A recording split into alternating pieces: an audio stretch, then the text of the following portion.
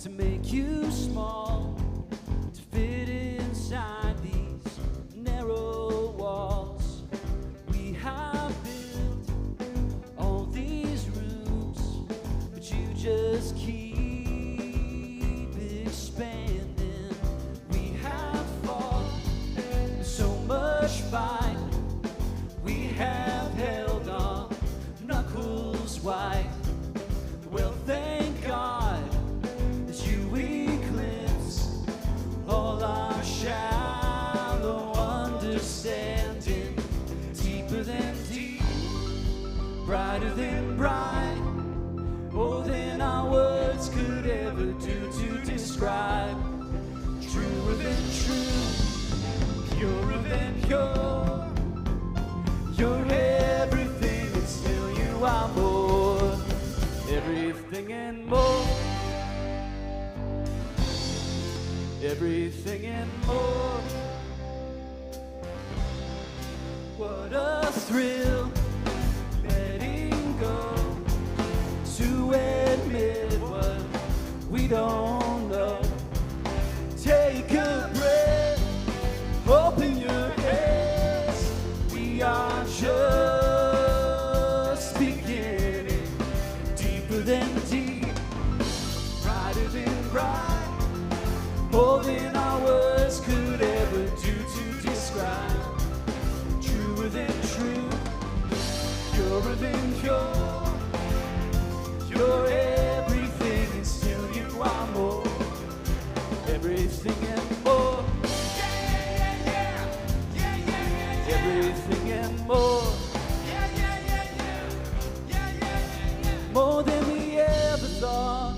We couldn't dream it up. We'll spend forever with you. Won't find the edges of you. You're our eternity, infinite destiny. Go on forever with you. Won't find the edges of you. Deeper than deep, brighter than bright, more than our words could ever do to describe. Truer than true, purer than pure. You're everything and still you are more. Everything and more. Everything and more. Everything and more. Everything and more. Everything and more.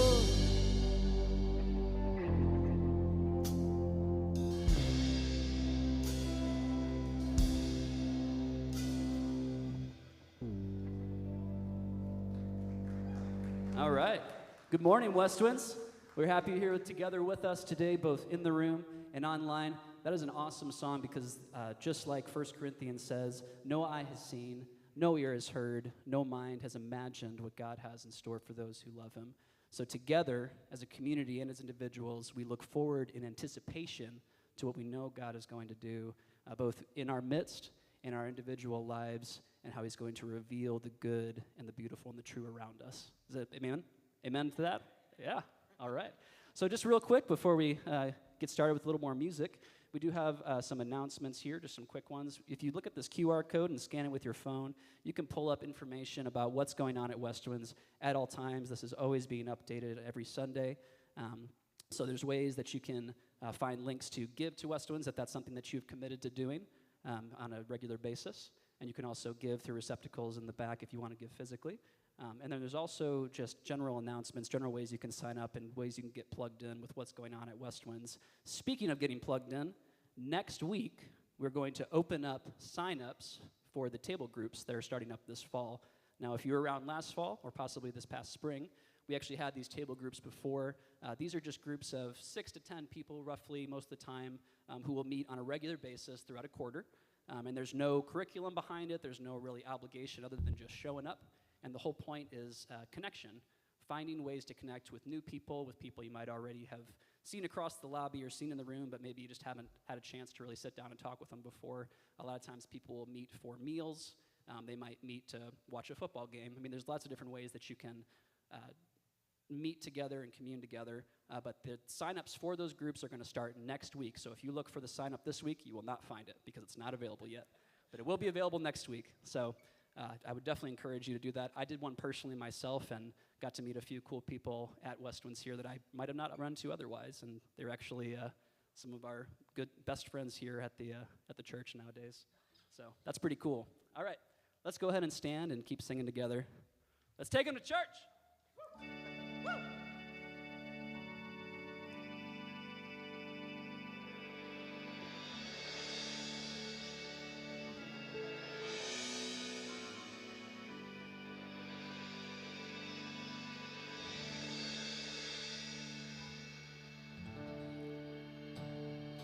I love you, Lord.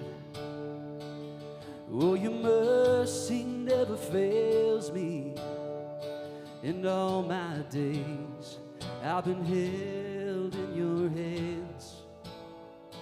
From the moment that I wake up until I lay my head, oh, I will sing of the goodness of God. And all my life you have been faithful. And all my life you have been so, so good. With every breath that I am able, oh, I will sing of the goodness of God. I love your voice. You have led me through the fire. In darkest night, you are close like no other. I've known you as a father. I've known you as a friend. And I have lived in the goodness of God. And all my life you have been faithful. Yes, all my life you have been so, so good. With every breath that I am able, oh, I will sing of the goodness of God. 'Cause your goodness is running after, it's running after me. Yeah, your goodness is running after, it's running after me. With my life laid down, I surrender now. I give you everything. Your goodness is running after, it's running after me. Your goodness is running after, it's running after me. Lord, your goodness is running after, it's running after me. With my life laid down, I surrender now. I'll give you everything. Your goodness is running after, it's running after me. Oh, yeah.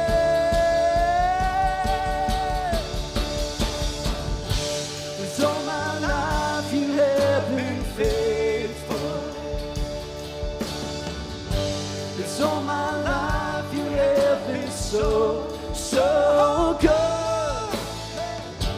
With every breath that I am able, I will sing of the goodness of God. Oh, I will sing of the goodness of God. Yeah. I will sing of the goodness of God.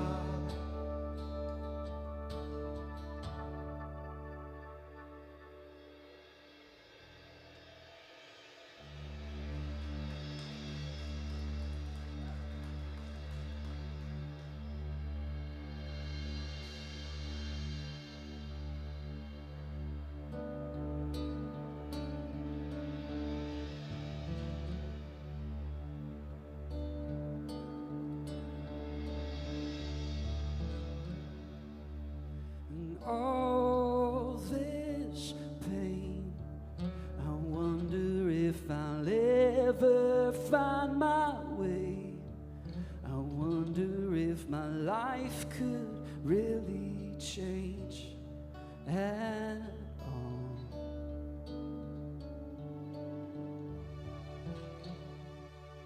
And all this earth, could all that is lost ever be found?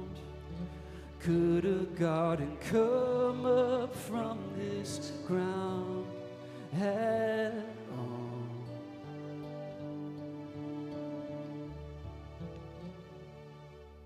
You make beautiful things, you make beautiful things out of the dust. Oh, come on, sing it. You make beautiful things, you make beautiful things out of us.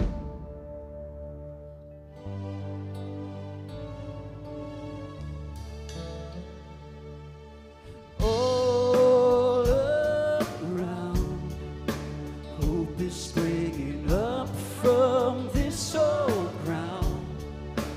Out of chaos, life is being found in you.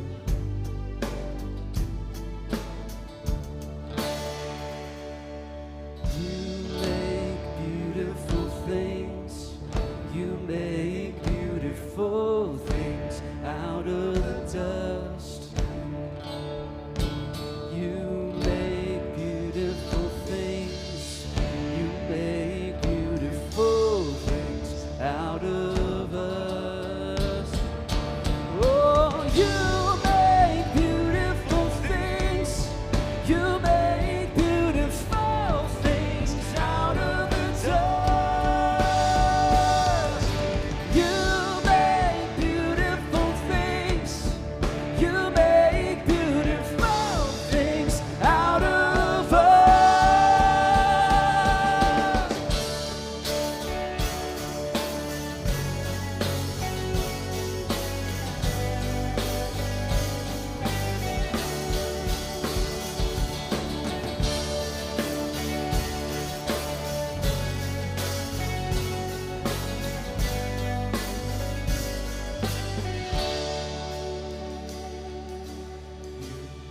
Make me new. You are making me new. Make me new. You are making me new. You make beautiful things, you make beautiful things out of the dust. You make beautiful things, you make beautiful things out of us. Oh yeah, you make beautiful things, you make beautiful things out of the dust.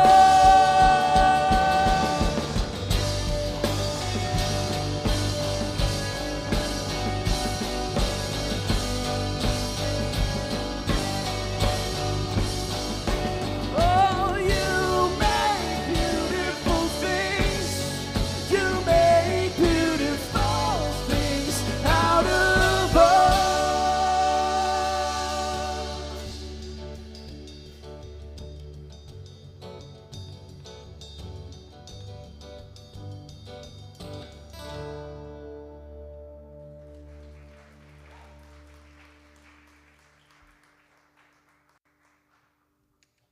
In the beginning, they were.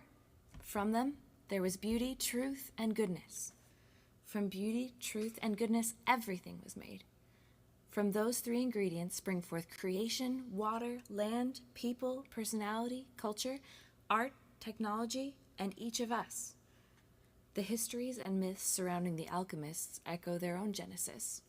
Like their creator before them, these humans aim to use fundamental, pure ingredients to create something wonderful. They chase three results: transmutation of common metal into gold, panacea, a perfect universal medicine, the elixir of life, granting immortality. Inevitably, their efforts failed, but their creator works toward the same purposes. Transmutation, the common transformed into the exceptional. Panacea, universal hope and healing for anyone, in any circumstance. The elixir of life, freedom from our flaws so that we may become more like the divine. We are invited to work alongside the Creator. Through God, the commoner is priest, princess, and icon. Through God, all are healed. Through God, we are given life unlimited. This is the creation.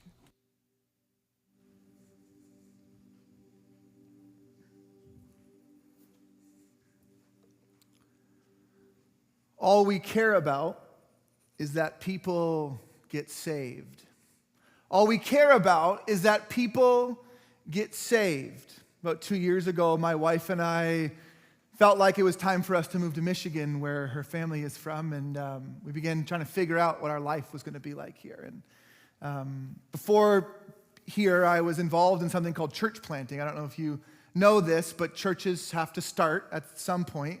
And there's some people who are trained to start churches. We call it church planting. And I was meeting with a leader of a church planting network that kind of covers this region. And he was walking with us around different parts of Michigan. And he kept saying these words to me: all we care about is that people get saved. What he meant is that we're not really worried about like the model of church or even the denomination of church. All we care about is that people get saved, that it's somehow at the core of church, at the core of the church's purpose, is just that people get saved. As the day went on and we finally gathered together for a final meeting, and he kept saying this phrase, all we care about is that people get saved. And eventually I said, I'm going to need you to stop talking about my friends that way. And the meeting got a little awkward. But the challenge is that when you walk around a community and you think that the only reason a church exists is that people get saved, I say, what about the church on the corner that's been there for 100 years, that has saw this city through a depression and has fed their neighbors and has been with their neighbors, and it's been the same 45 people all of that time? What about them? Is that somehow an unfaithful version of church? Because I think sometimes what can happen in church is we develop this idea that we know God for other people. But I actually think the story is that we know God with other people. We don't know God for other people, but in fact, we know God with other people. We can see this exemplified in the life of Jesus, that the thing that Jesus keeps inviting people to is himself, relationship. Come walk with me, come sit with me, come eat with me. That there's this sense that to know the divine is to know the divine with other people. Now, I think experientially, sometimes our first experience with Jesus, it really feels like what we feel in our bodies is that, man, this God is for me. And that is absolutely true. But the reason that God is for you is because God is with you. This becomes a challenge for churches, that when we minister to people, who are the objects? The people. That when we minister to people, we make people the object of which we are doing something to. But I think the invitation of the text, the invitation of a lot of years of church history, is to look at people and discover what God is doing among us together, to walk with people. Now, it can be said that there's some wisdom here, I think, that the 5 people you spend the most time with, you become like them. You ever heard that piece of wisdom before? A lot of us think about that as we raise our kids, right? Like the 5 people they spend the most time with is who they're going to be like. I think this is also true of Jesus. That if you make intentional efforts to know Jesus, that the way of Jesus will begin to change you. It'll begin to change you. So what I'm not suggesting is that Jesus is never going to create any conflict in your life. Like, will you be changed by walking with Jesus? Yes. Will it match the desires of religion? No. Will it be difficult, humbling, sometimes exposing? Yes. Will it move at the pace that other people desire for you? No. Will it sometimes challenge the desires that you have? Yes. Will Jesus leave you if you're moving too slow? No.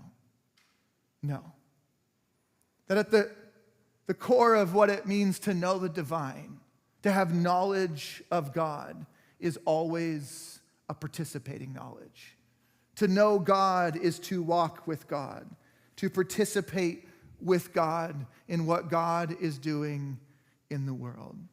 See, throughout the Bible, God's people have struggled with this idea that God cannot be objectified. God can only be with, that we know him through relationship. That God cannot be objectified, but that God must be shadowed or mirrored or walked with. In the earliest parts of our text, we see this as God's people are like wandering a desert, and they want a God they can objectify, and so they pull together all their gold and their silver, and they make this statue of a calf that they can kind of say, look at our God, look how beautiful this God is. God says, no, I will not be objectified. As other places are having kings that they are literally referring to as divine, God's people are like, we want a king. We want a king that represents our divinity. And God says, no, I will not be objectified. When God's people are seeking a militant leader who will conquer other nations on behalf of the divine, God says, no, I will not be objectified in a militant leader. And when Jesus is walking the earth, like the literal human Jesus, he was making a lot of religious people very angry because he was stepping outside their objectifications that they were producing for other people. This God cannot be objectified. And this becomes a really important moment, a really important understanding for the early church as Gentiles are coming to faith. See, the early church started among Jews, and their understanding of Christianity, they didn't call it Christianity back then, was that to be Christian was to be a Jesus-following Jew. So it was an extension of their Judaism. But as Gentiles, non-Jews were coming to faith, all of a sudden the objectifications that they had built around this new movement were getting blown out of the water. Like, what do we do with this? What do we do with this? And so this lesson, again, is reinforced that this God cannot be objectified. This effort to kind of get God down to some kind of controllable box or thing or item or substance is not the work of God's people. The work of God's people is to shadow this God everywhere this God is and goes and moves. This kind of problem exists in the philosophical realm too. A lot of famous philosophers have done work trying to think about the world as built as like something is either a substance, like separate from everything else, exists all in of itself, or something exists in relationship. It only exists in relationship to something else. I think the Bible actually wrestles with this philosophical problem as well. In fact, the Bible wrestles with it in the very beginning of the text. In the beginning, this Bible opens up with this creation poem. Genesis chapter 1 is a creation poem that opens up with, in the beginning, God created. In the beginning, God created. So before there was time, before there was beginning, there was something that existed before that beginning that this text is referring to as God. In the beginning, God created. The word for God here is the word Elohim. The word Elohim is plural. So a literal translation might say, in the beginning, the gods created, or the community God created. The challenge is that the Hebrew scriptures always refer to Elohim in the singular. So what is God? Substance or relationship?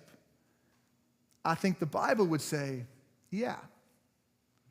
God is substance. God is, yes, separate from. The stories depict this God who exists outside of the frame of time that we exist in.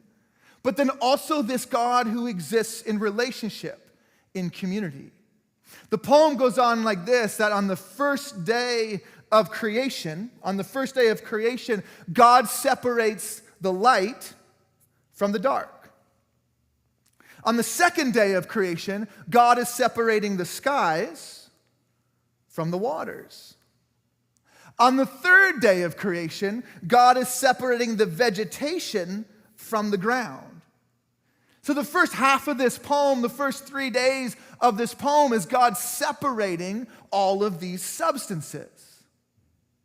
But then the poem starts to reverse a little bit. On the fourth day of creation, God creates the sun, the moon, and the stars, which do what? Create night and day.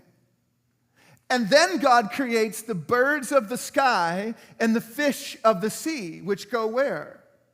Into the skies and into the waters. And then on the sixth day of creation, God creates the land beasts and the man beasts. That was a joke. There's nobody. I had to let people know last service it was a joke too. Maybe I should have cut it. But God fills the earth, the vegetation, the ground, with the things that go in that place. It's as if all of creation is substance, but then in order to make it all work, God fills it with the relationship, with the network of things that make the ecosystem hold together. So is God substance or is God relationship? Yes. Yes. There's another creation story in the scriptures. This one can be found in the New Testament in the book of John, John chapter 1. John chapter 1 opens up with the same words, trying to help people's brains go back to the Genesis narrative. In the beginning was the Word. In the beginning was the Word. What this doesn't mean is in the beginning was the Bible. The Bible came long after this book was written. But in the beginning was the Word. And the word there is this word logos. Not logos, but logos. And what John is doing here is actually referencing the reader, or probably the listener first, to some Greek philosophy, the work of Aristotle. See, Aristotle claimed that if you want to make an argument that changes people, that people will receive and be different on the other side, you need to start with logos. You need to start with kind of the truth. You need to start with this statement that you're trying to bring people over to. If you were an academic writing a paper, this would be your thesis. It was this is the true thing that I want you to know. But then Aristotle says you need to move into some kind of ethos.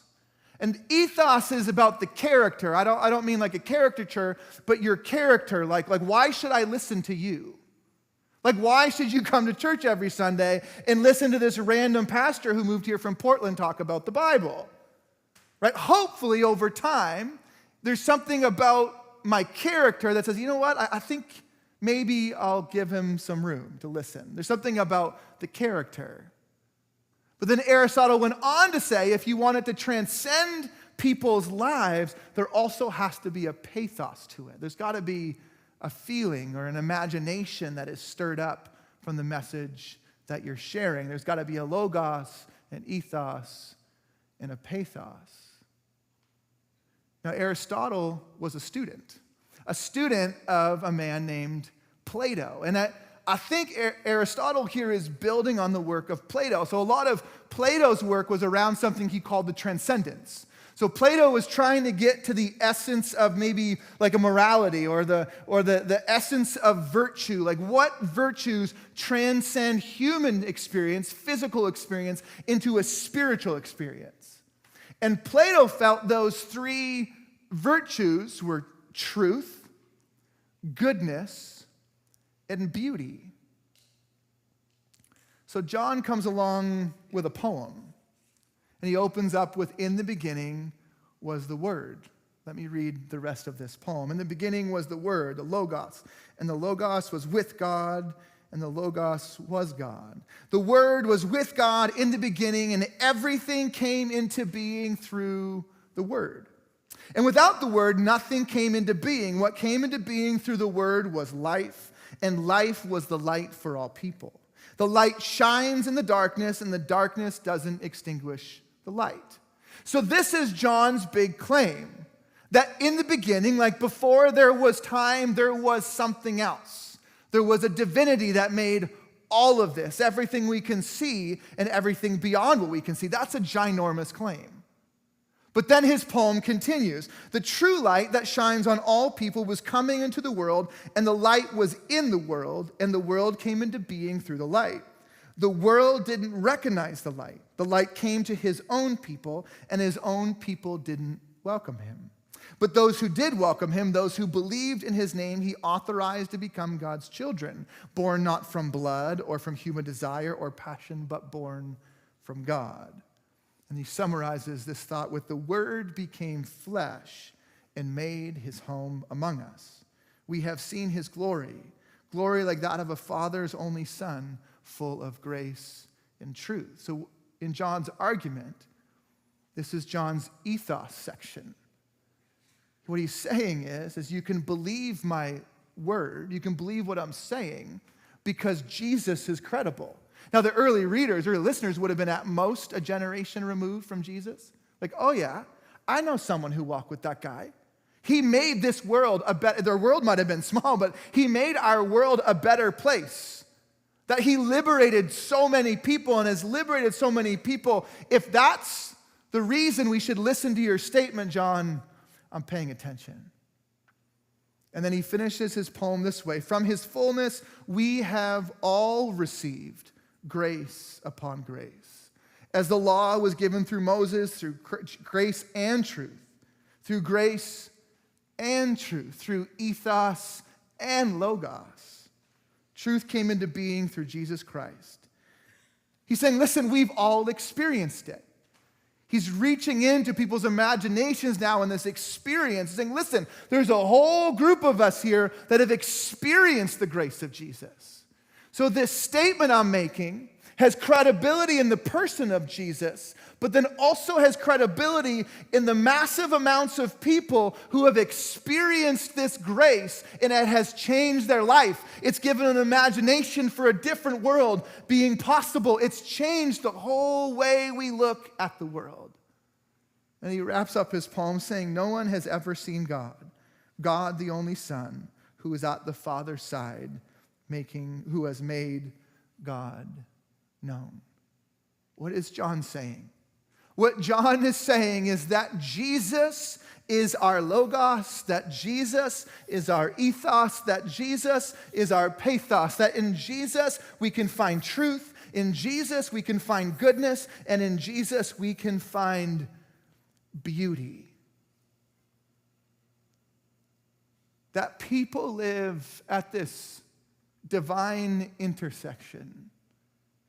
That people live at this divine intersection of spiritual and physical. That in all of creation, there is nothing else in the created world that can discern all of these things.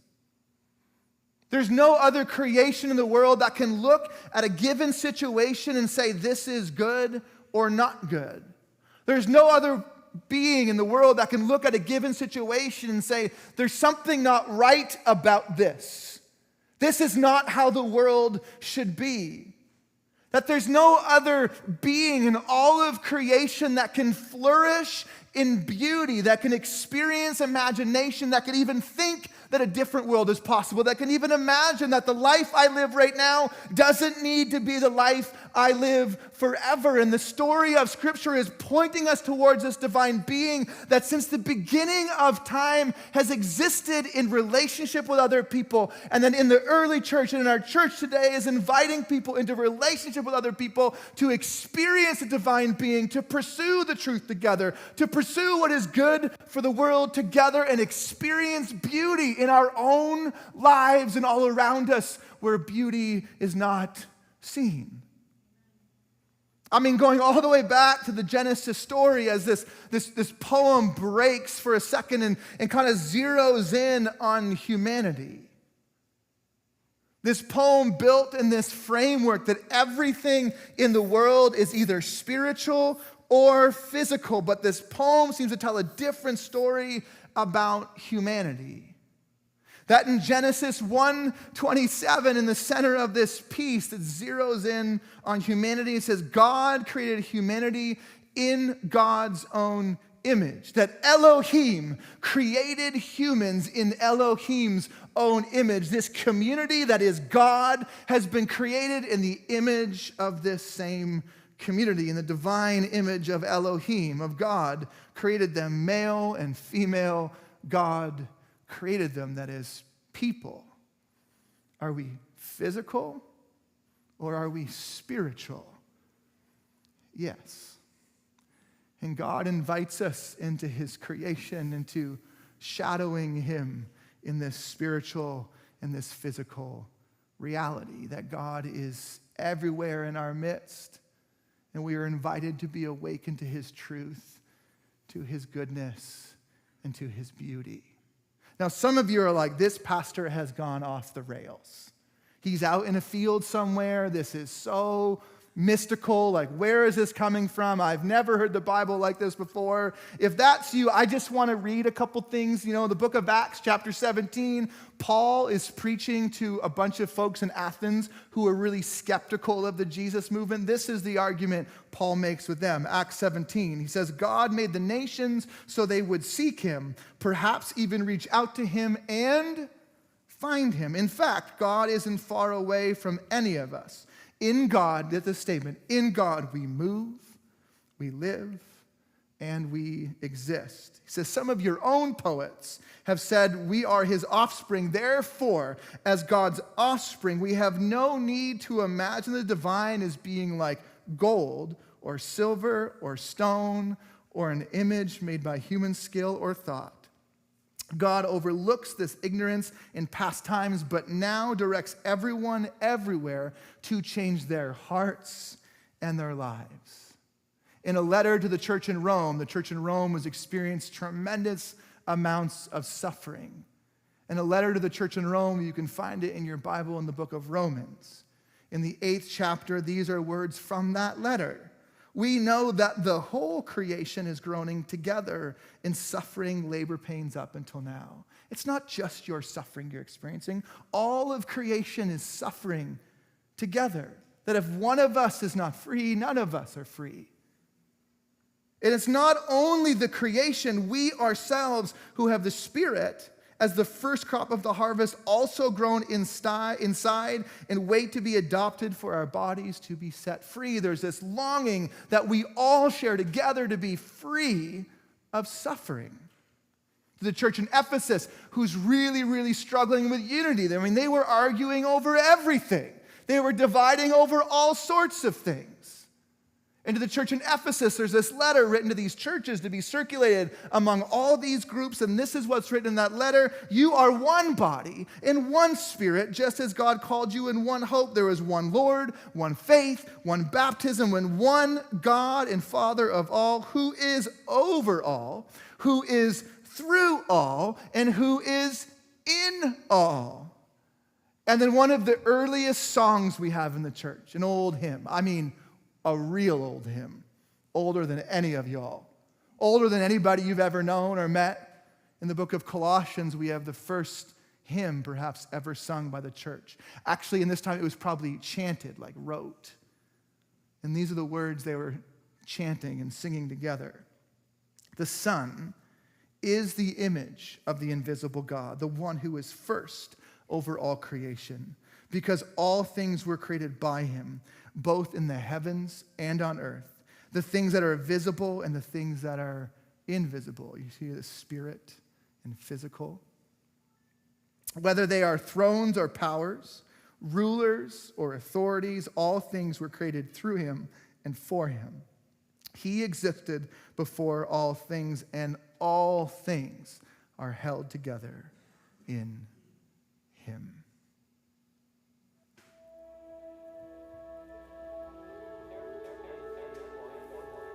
There is one. There is one. There is one who is above all things. There is one who is before all things. There is one. There is one. There is one who came before the tents were cleared away from St. Paul's Cathedral. There is one who came before Rupert Murdoch. There is one who came before Adele got cut short by the suits. There is one who came before Syria. There is one who came before the crowds gathered in Tahrir Square. There is one who came before the economy spiraled out of control. There is one who came before Haiti, who came before trends and tweets and hashtags, who came before Barack Obama, who came before the coming together of Sinn Féin and the DUP, who came before Katrina, who came before the financial crisis, who came before Zuckerberg launches Facebook from his Harvard dorm room, before reality TV, before celebrity, before the world got so small, before Iraq, before Afghanistan, before Ground Zero, before Y2K, before Bono lifted the hands of John Hume and David Trimble with a resounding yes. Before Oma, before Blair, before Clinton, before Diana, before John Cree, before money, before Parklife, before definitely maybe, before Rwanda, before www. Before the bricks fell in Berlin and before the bricks were stacked in Belfast. Before Geldof, before AIDS, before the hunger strikes, before Thatcher, before MTV, before punk, before Bloody Sunday, before Mother Teresa, before Neil Armstrong took one small step for man and one giant leap for mankind, before Abraham and Israel, before the flood, before we tried to touch the sky, before the first drop of human blood was spilt, before the fruit, before Eve, before Adam, before man, before every single animal, before every single bird, every fish, every insect, before the sun, the moon, the stars, and every single planet in the universe, before the land, the sea, before light, before earth, before heavens, before all of creation, before every thought, every word, every deed, every memory, every action, every tear, every smile, every kiss, before every strand of DNA, every single atom, every single breath, there was one. There was one. There was one who was above all things. There was one who is above all things. He stands before creation. He stands above all creation. For by him all things were created, and for him all things were created. He outranks everything and everyone. He is supreme over every act, every flutter. He holds the cosmos together. He reigns over every atom of the universe. The totality of our humanity cannot even begin to touch his majesty. He is the heir of all creation. At his name, one day, every knee shall bow down before him. He is the King of kings. He is the Lord of lords. In the beginning he was, and today he is, and forever he will be, the preeminent one, the glorious one, the righteous one, the eternal one, the steadfast one, the incarnate one, the personal one, the resurrected one, the victorious one, the ascendant one, the returning one, the redeeming one, the worthy one, the sovereign one, the supreme one. He is above all things. He is above all things. He is King, He is Lord, He is the firstborn of all creation. He is first, He is first. There is one, and His name is King Jesus.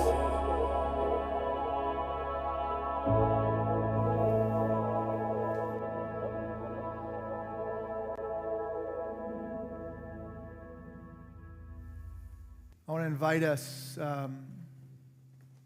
into maybe a next step. If you're someone who has maybe been standing on the outside of this Jesus thing for a bit, you've just been kind of watching, checking the credibility of the whole thing, paying attention to the logos, the ethos, the pathos, and you're feeling like it might be time to lean in, to step in. There's this practice that we do here that a lot of churches do. Jesus started this practice thousands of years ago called baptism. There's nothing magical about baptism, but it's like this rite of passage. It's an entrance into a community of people pursuing God in the space that exists between them. And if you'd like to be baptized, this is the tank we use. And if you'd like to be baptized, you can come find me in the lobby, and we'll find a date at your earliest convenience. to baptize you. Because we love seeing people step into the community of God to mark that moment and saying, I want to live in this changed heart, changed life, awakened reality of this God who is in and through all things, this God who's holding it all together. Can I just imagine the peace I might experience if I could just live in that flow, if I could be a part of that divine dance in my daily life? If that's you and you've been considering it and thinking about it, you don't need to wait any longer. Just let me know. We'll baptize you as soon as we can. But I want to talk to everybody else for a minute too. That as a church, that our goal as a church is that we shadow God. That we shadow God, this God that is one and this God that is community, that we shadow this God and all of the implications of that in our life. And secondly, that we would be the church. That the church is not something we create and then stand back and go, look what we did together, everybody. Look at this really nice golden calf we built. Look at this really nice tower to the sky we built. Look at this awesome service we built. Look how good we are at doing church. No, the church is something we are together. The church can only exist in relationship. We must be the church together. Actual human beings who have the agency to step back and the agency to step in. That we are choosing relationship with one another in response to this God, this Elohim that we are shadowing. And that our presence in the world would be a healing presence. That we would heal our world. Not as an object, not as like I know something they don't know, but that we would move through this world that we are so intimately connected with, that our longings would groan with all of creation for liberation and freedom for everyone. That we would shadow God, be the church, and heal our world.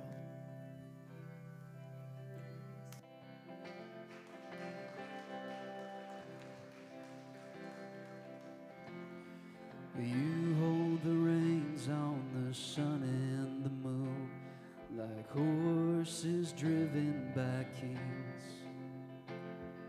You cover the mountains, the valleys below, with the breath of your mighty wings.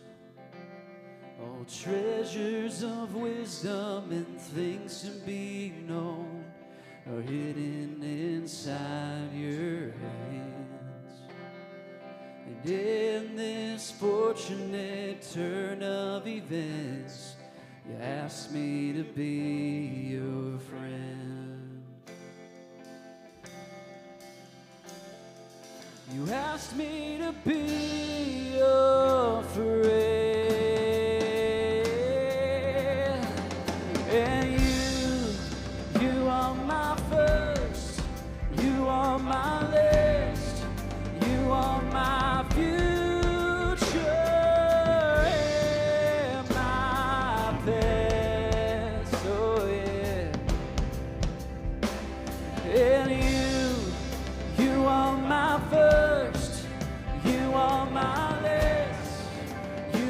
My future and my past.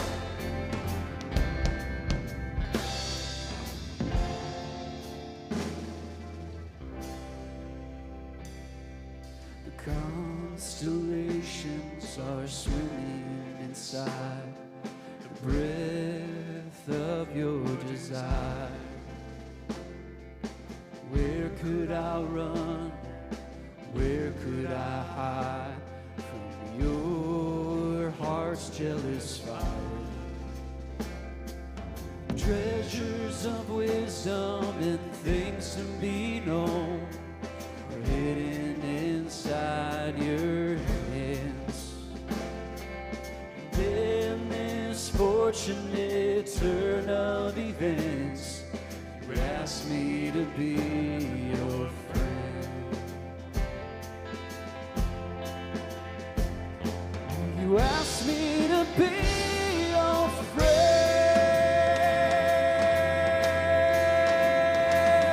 And you are my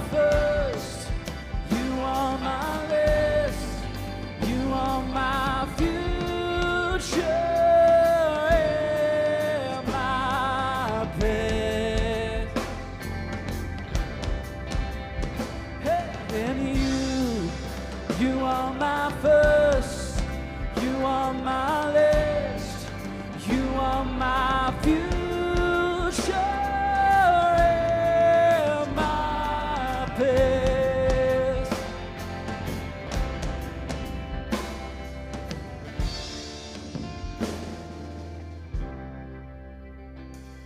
Oh, you are the beginning and the end. Oh, you are the beginning and the end. Oh, you are the beginning and the end. Oh, you are the beginning and the end. Yeah.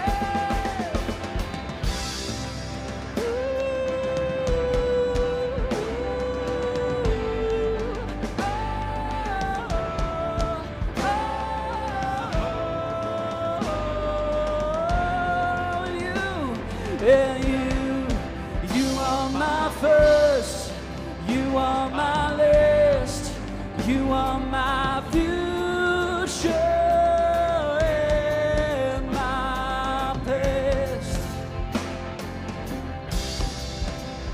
Hey, you are my first, you are my last, you are my future and my past.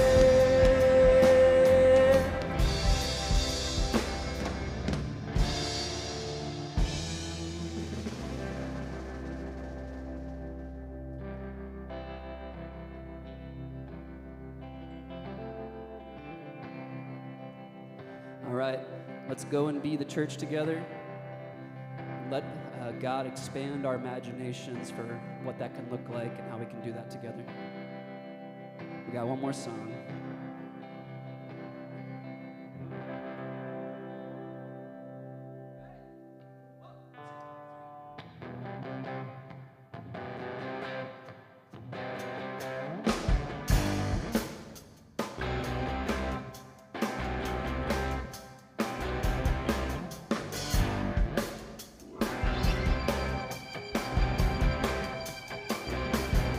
To the one who carried me and cleared my path to grace.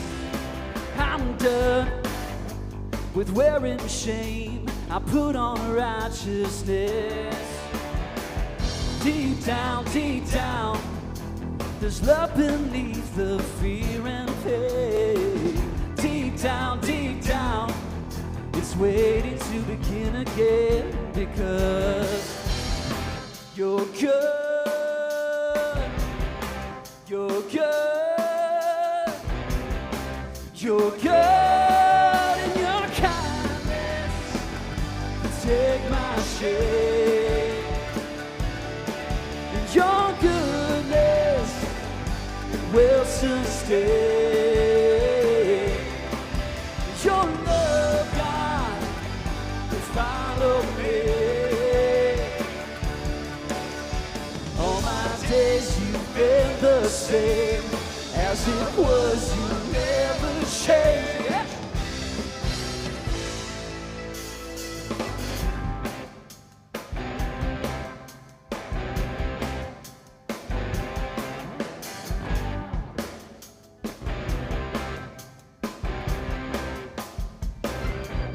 To the one who ransomed me and washed away my past. I'm done with counting faults. Your joy will be my strength. Deep down, I'll see this world with brand new eyes. And I know, you're making it all new again because it's good. It's good, yeah. It's good in your kindness. Take my shame.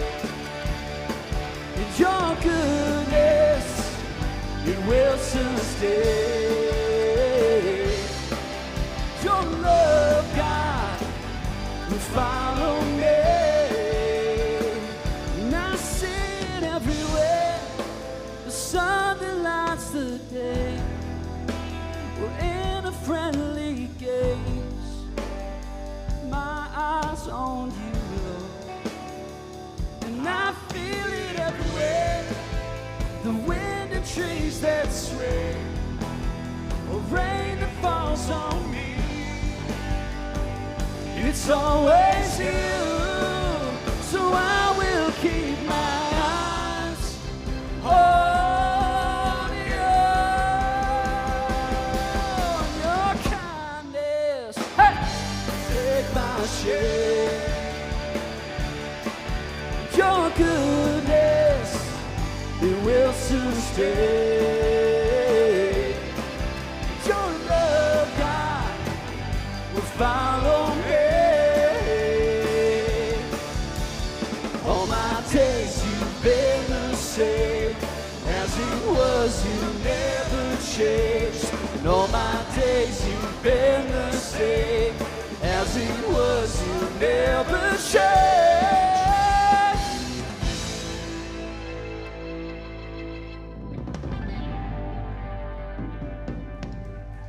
All right.